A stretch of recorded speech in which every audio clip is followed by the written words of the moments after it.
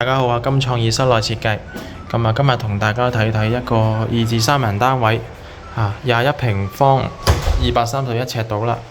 間咗2間房嘅形式嘅咁間咗2間房嘅話呢，分別係門口呢度一間房啦，側邊然後呢度有一間房窗邊嘅頭尾房嘅設計嘅，中間去做翻廳。逐樣同大家介紹啦。先睇睇入戶呢度呢，我哋做一組7字櫃嘅包翻成個雪櫃相當之舒服。下面呢係擺鞋，中間係擺下啲細件嘅嘢，翻到屋企可以擺到嘅嘢。然後呢，呢個位呢係做一個櫃桶，上面打開呢亦都係儲物空間嚟嘅，係啦。呢個櫃桶亦都可以打開，裡面擺到嘢嘅。呢個雪櫃呢就啱啱好fit 晒，有啲空間。可以擺入去，上面亦都係儲物櫃嚟嘅，係啦，可以打開俾大家望下，有晒層板噶啦，大家自己調校。見到呢成個洗手間呢就係拆咗個廁所門嘅，廁所門呢可以變成呢個PD 燙接門咯，先係燙，然後接翻入去嘅，唔同嘅風格啦，洗手間呢度呢就包咗去水喉啦，包咗去水喉。做翻成組嘅洗面盆櫃，呢個洗面盆櫃呢，就對翻呢個馬桶，係啦。成個洗面盆櫃係一個長方形嘅設計，加埋呢成組鏡箱到尾3個大嘅鏡箱，1、2、3原有呢塊鏡呢冇拆到因為呢鴛鴦式如果補嘅話會有鴛鴦式盡量唔好拆啦。台面係石英石台面啦，非常之靚。再加埋我哋呢度做咗一個圓弧形嘅玉屏，圓弧形嘅玉屏，就黑框嘅清玻璃透嘅。上面呢做埋2盞 LED 燈，連埋假天花啦好啦，睇翻呢門口呢度呢就屋主自己嘅準備咗個翻斗鞋櫃啦，係啦。呢個位置呢就係我哋嗰個間房啦。我哋個間房呢就係趟門嘅方式。加上呢用一組櫃去間嘅，呢度做一組C 字櫃，C 字櫃儲物櫃呢個位置呢同樣做翻個圓弧啦趟門呢個位呢就係一張4尺嘅地台床，掀起呢可以擺嘢嘅。呢個位呢亦都係做埋個格仔櫃啦，同埋成組嘅吊衣櫃嘅。成組吊衣櫃呢可以打開俾大家望下呢，裡面呢係掛到衫嘅，有埋掛通啦。摺嗰啲擺邊呢，呢邊呢就擺摺嘅，係啦。裡面都係掛衫嘅。大家可以參考一下啦，4尺床嚟嘅。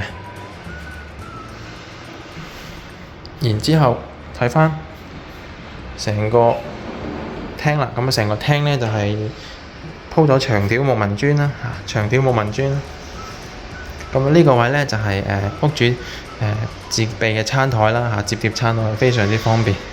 再加埋呢度有2座位梳化，相當舒服。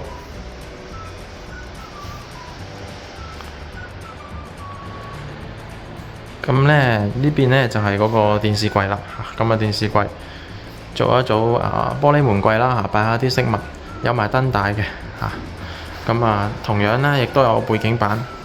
呢度呢有背景板啦，加埋有埋格柵條啦，條子嘅設計。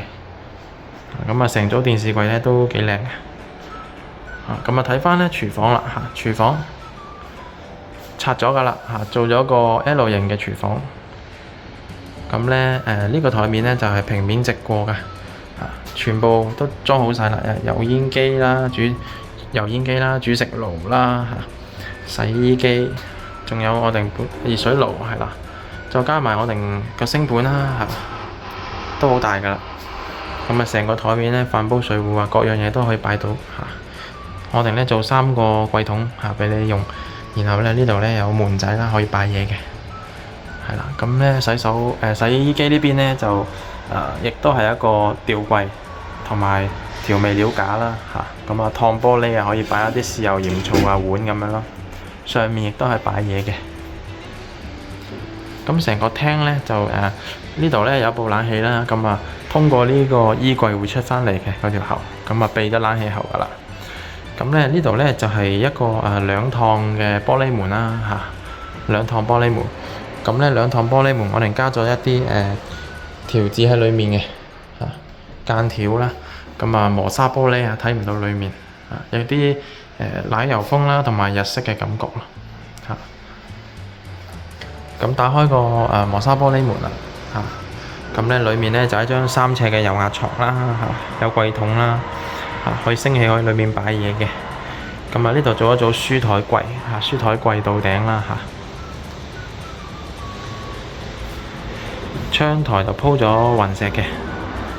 咁咧呢個位咧就係一組衣櫃啦，床尾衣櫃啦，到頂嚇。咁啊呢個開放格就分成幾格啦，可以擺下唔同嘅細件嘅物品啦嚇，手機啊各樣嘢都可以嘅。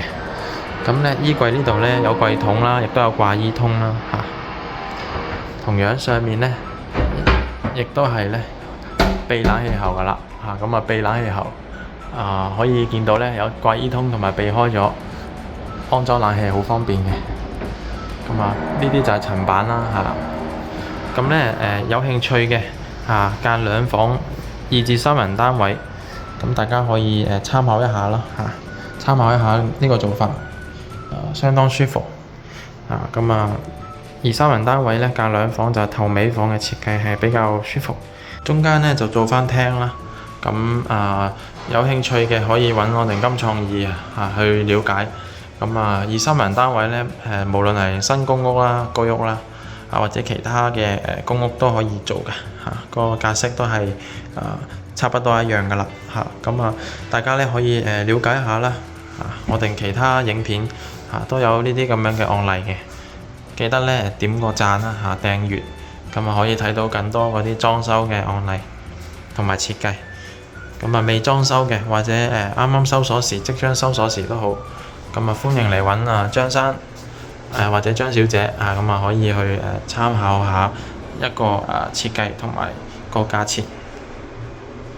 咁價錢咧亦都相當優惠啦做嘅質量咧亦都係非常之妥當嘅亦都工期係如期係可以交付到俾屋主去進行家私梳化各樣嘢去入伙嘅。